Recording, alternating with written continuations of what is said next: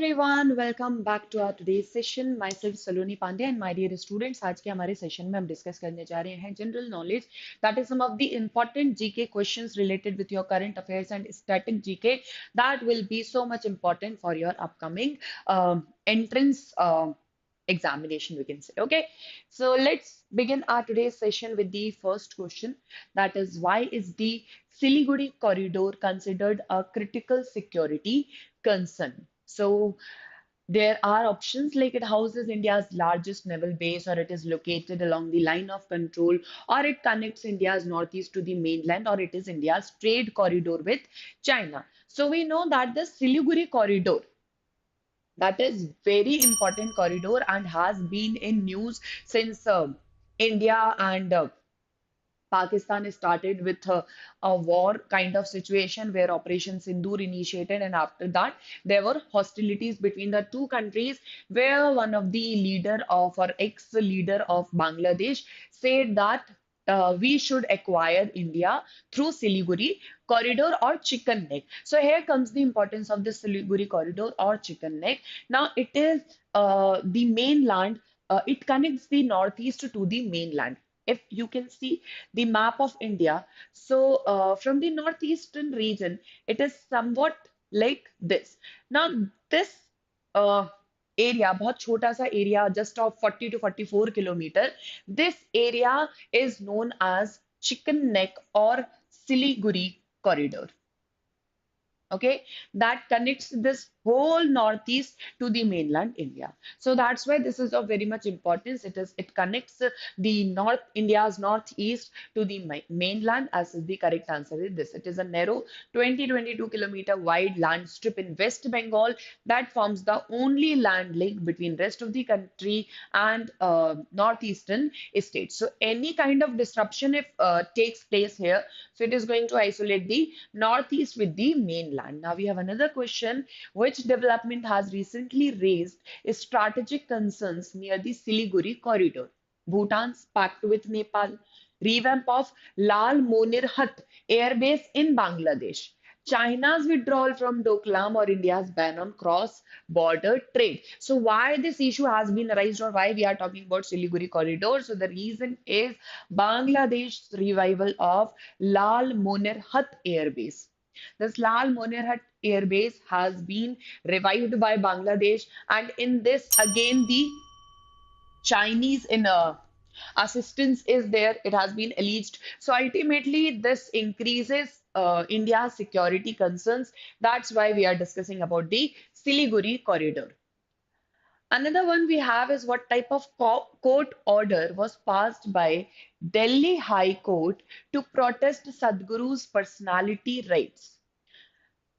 So if you have read about this whole case, so it has options like dynamic plus injunction and Jondo order, contempt notice, stay order, or bailable warrant. So regarding the Sadhguru's personality order that has been passed, so the court passed a dynamic plus injunction. That is a modern form of legal remedy which is aimed at addressing ongoing and future digital misuse, especially involving AI generated impersonalization. Whereas this John Doe order, this was also issued, and it was allowing legal restraint against unknown parties which are infringing upon Sadhguru's voice, image, or the videos, or name we can say. Okay, so this is regarding that Sadhguru's personality rights. Okay, now, which ministry were directed by the court to assist in taking down infringing content? So, Delhi High Court passed the order. So, which ministry was taken into consideration, or which ministry was directed for this?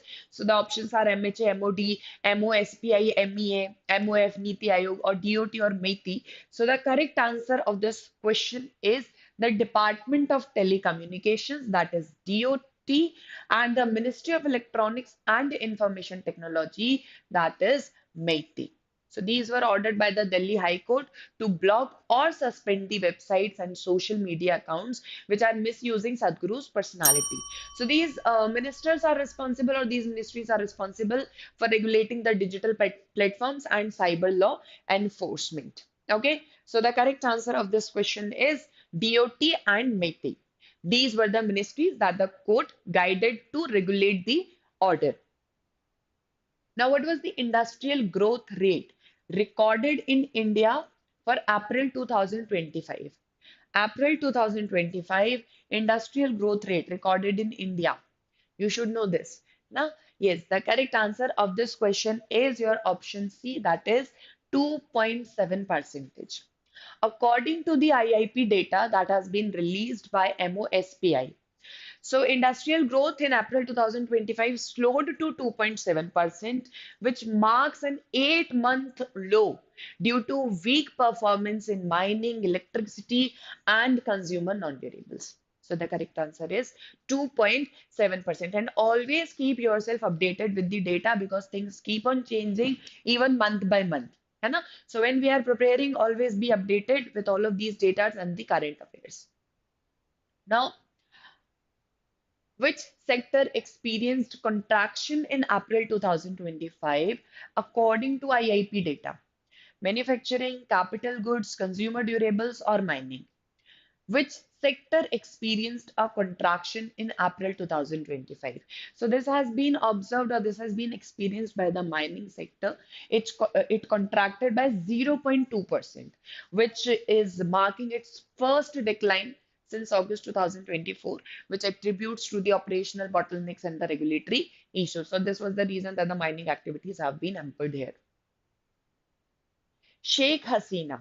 है ना? We all know about the civil war ongoing in Bangladesh. So here are some of the questions related to this. So Sheikh Hasina has been charged by Bangladesh ICT for events linked to which of the following?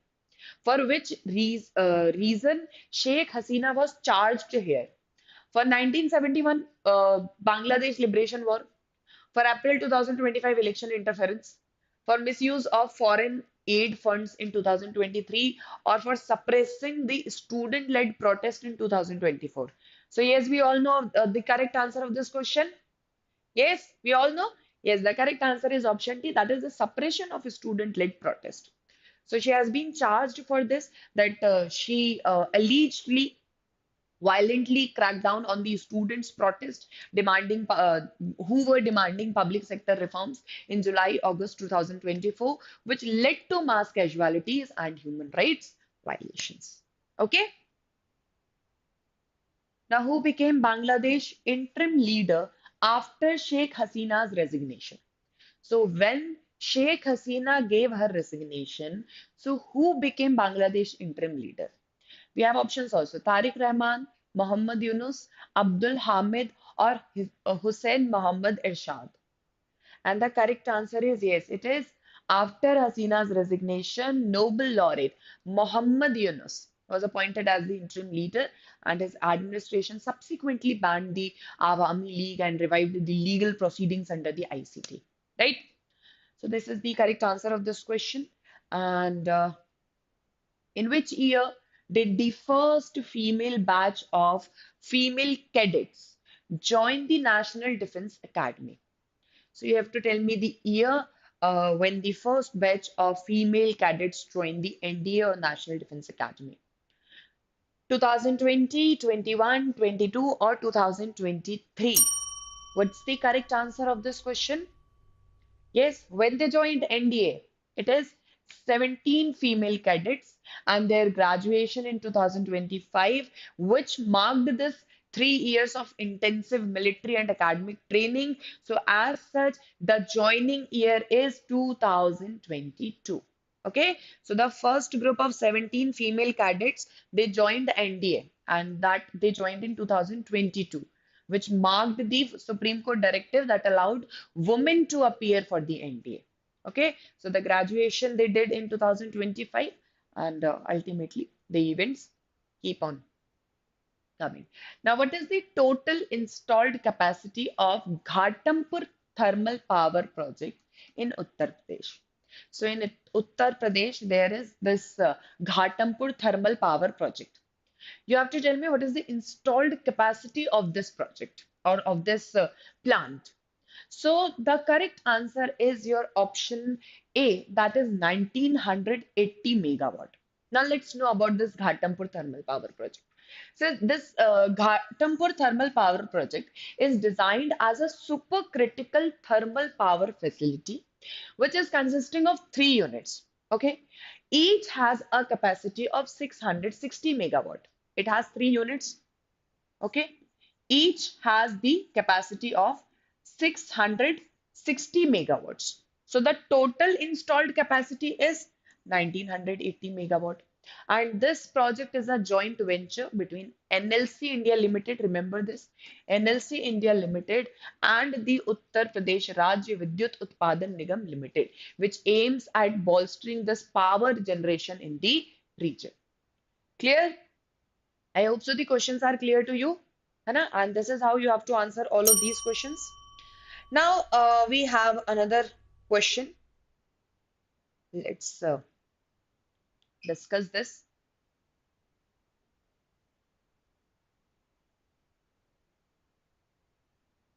That is our question number 13. Which of the following members of parliament was not among those nominated by Lok Sabha Speaker Om Birla to Press Council of India in May 2025? So in May 2025, there was a council, and so how many Press Council of India Speaker Om Birla nominated few members of this who is not a nominated member. Dr. Sambit Patra, Shri Brijlal, Shri Naresh Ganpat Maske, or Shri Kali Charan Munda. So all these three are the nominated one. This is not the nominated one. Shri Kali Charan Munda. Shri Kali Charan Munda is actually he is nominated. Oh, sorry, I mistaked. Shri Brijlal. I mistaked in this Shri Kalicharan, Naresh Ganpat, and Sambit Patra. These are the nominated one. Whereas this Shri Brijlal, he was nominated by the Rajya Sabha chairman, not by the Lok Sabha speaker. So that's why the correct answer is option uh, D. It will be there. है ना? Shri Brijlal, because Dr. Sambit Patra, Naresh Ganpat Maske, Kali Charan Munda, these are the nominated one. Whereas Shri Brijlal was nominated by the Rajya Sabha chairman. So I hope so. This is clear to all of you. Now, what percentage of power from Ghatampur thermal power project has been allocated to Uttar Pradesh under the power purchase agreement? So what percentage of power from Ghatampur thermal project has been allocated? So it is 75.12 percentage. Under the power purchase agreement, 75.12 percentage of the generated power from Ghatampur thermal power project, that is equivalent to 1487.28 megawatt, has been allocated to Uttar Pradesh. The remaining will be designated to Assam and the contingent upon a state transfer agreement between this and Assam government. Okay, so this much amount is of Uttar Pradesh, this much is of Assam. Okay, next we have is according to RBI's draft guidelines issued in April 2025, what is the proposed loan to value ratio cap? Loan to value ratio cap for gold loans intended for consumption purpose.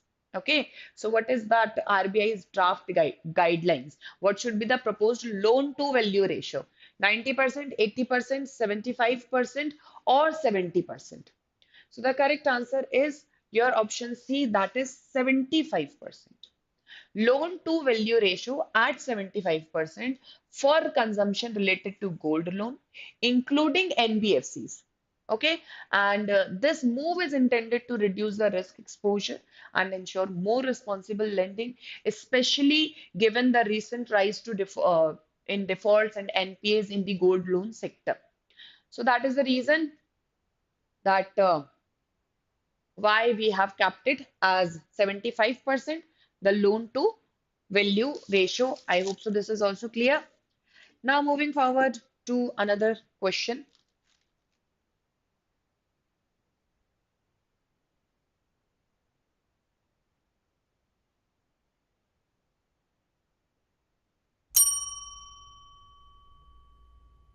Okay, so how much surplus did the RBI transfer to central government in 2024 fiscal year as per its annual report. So as per the annual report, how much surplus RBI transferred to central government? 2.69 lakh crore, 2.0 lakh crore, 1.5 or 3.5 lakh crore. Think about this. What should be the surplus or how much surplus has been transferred?